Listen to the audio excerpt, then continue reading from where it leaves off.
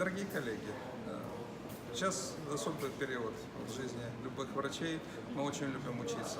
То есть у нас есть возможность учиться. Был период, когда мы не могли выезжать за границу, мы учились у местных докторов. Потом появилась возможность, мы все рванули на Запад учиться там. И сейчас золотое время. В Украину начали приезжать в большом количестве люди, которые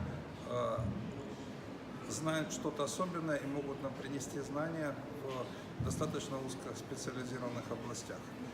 Поэтому в сентябре месяце приглашаю вас на конференцию в Днепропетровск, в Днепр. Приглашаю на конференцию в Днепр. В чем будет особенность этой конференции? Там соберутся как слушатели, которые интересуются проблемой эстетики и реконструкции молочной железы, так и лидеры, мировые лидеры реконструктивной и эстетической хирургии молочной железы.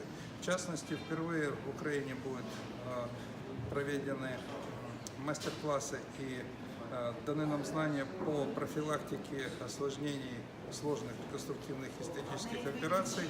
Ну, в частности, одно из самых сложных направлений – это лечение лимфореи, лимфодемы в послеоперационном периоде, после потери молочной железы вследствие онкологии.